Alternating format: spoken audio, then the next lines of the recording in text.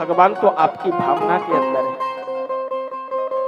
भगवान स्वयं कहते हैं, भाव का भूखा हूं मैं, भाव ही एक सार है, और भाव से भजते मुझे तो भव से बेड़ा पार है। परमात्मा भावना से प्रसन्न होते हैं, आपके भाव से प्रकट होते हैं, आपके प्रेम से प्रकट होते हैं, आपके स्नेह से प्रकट होते हैं, आपके दुलार से प्रकट होते हैं। अगर आपके अंदर भावना नहीं है, आपके अंदर प्रेम नहीं है, तो 56 प्रकार के भोजन सजा करके भगवान को अर्पित कर देना। परमात्मा आपके 56 प्रकार के व्यंजनों को पाने के लिए नहीं आएंगे। और अगर आपके हृदय के अंदर भाव है, तो महाराज काकी विदुरानी की तरह आप केले के छिलकों का भी भोग लगाओगे, शबरी की तरह झूठे बेरों का भी भोग लगाओगे, तो भगवान आकर के प्रकट हो जाएंगे। परमात्मा को पाने के लिए हमें शबरी बनना पड़ेगा, विदुरानी बनना पड़ेगा। जीव और ब्रह्म की दूरी कितनी है? व्याकरण का एक सूत्र कहता है, बोले अदर्शनम लोपः प्रसक्तस्या दर्शनम लोप संज्ञा स्यात्। लघु सिद्धांत कौमुदी का व्याकरण का ये सूत्र है, अदर्शनम लोपः। बोले भगवान देखते हुए भी अदर्शन है, दिखाई नहीं देता। यानी होते हुए भी जिसका दर्शन न हो वह अदर्शन है। दिखेगा कब? बोले जो माया के ऊपर जो नेत्रों के ऊपर माया का आवरण है, माया का चश्मा है ना, वो भगवान को दिखने नहीं देता। जब तक माया के चश्मे को उतार करके नहीं रखोगे, ब्रह्म का दर्शन नहीं होगा।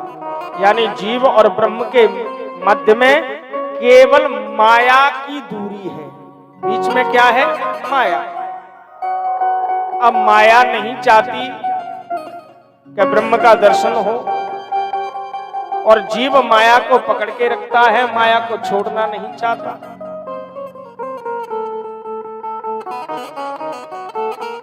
मेरे और आपके बीच में एक पर्दा डाल दिया जाएगा। आपको पता है मैं गद्दी पर बैठा हूं, लेकिन आपको मैं दिखाई नहीं दूंगा। कारण क्या बना? बीच में पर्दा। मुझे भी पता है आप पांडाल परिसर में बैठे हैं, लेकिन मुझे भी आप लोग दिखाई नहीं देंगे। बीच में कारण क्या बना? पर्दा। होते हुए भी और दिखाई नहीं दे रहे, क्योंकि बीच में पर्दा कारण बन रहा है। उसी प्रकार से ऐसी कोई जगह नहीं, ऐसा कोई स्थान नहीं जहां भगवान नहीं। जर्रे जर्रे में है झांकी भगवान की, और किसी सूर वाली आंख ने पहचान की।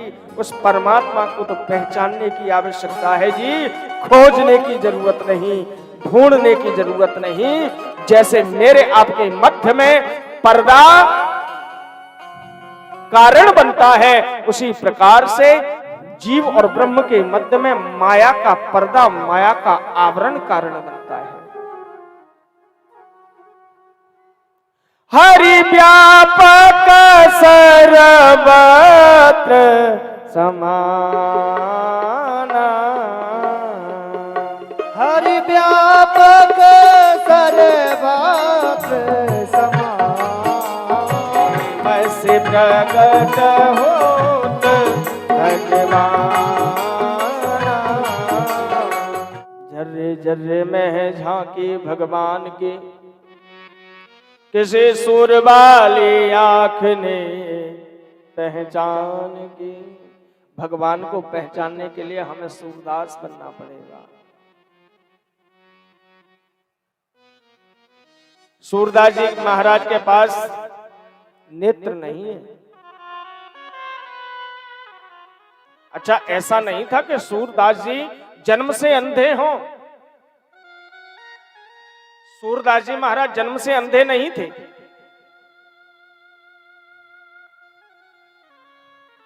पाप का प्रवेश द्वार क्या है हृदय में? इस शरीर में पाप कहां से प्रवेश करता है बताइए? नेत्रों के द्वारा।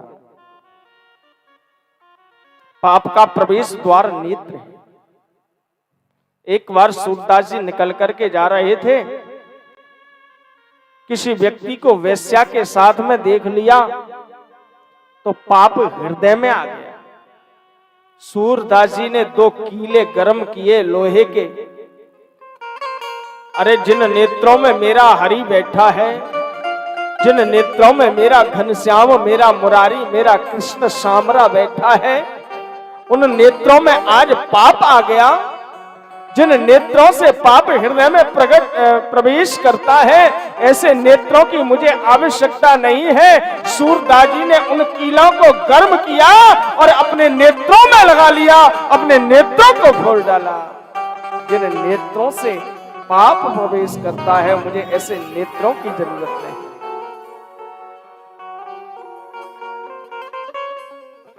परमात्मा को प्राप्त करने के लिए हमें हृदय के नेत्र की आवश्यकता पड़ती है। हर व्यक्ति के पास तीसरा नेत्र है। भगवान इन 2 नेत्रों से प्राप्त नहीं होते, तीसरे नेत्र से भगवान प्राप्त होते हैं। लोग विचार कर रहे होंगे, महाराज तीसरा नेत्र तो हमने शिव का तो सुना है, देखा किसी का नहीं। अच्छा, कभी कभी माताएं भावावेश में अपने बच्चे से कहती हैं, अरे तेरी ही की तो नाय फूट गई। सुना है?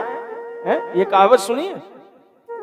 तो तीसरी आंख, तीसरा नेत्र हृदय का होता है और परमात्मा को इन सांसारिक नेत्रों से प्राप्त नहीं किया जाता। जब तुम्हारा हृदय का, ज्ञान का, भक्ति का और वैराग्य का नेत्र खुल जाएगा तो भगवान तुम्हारे सामने आकर के प्रकट हो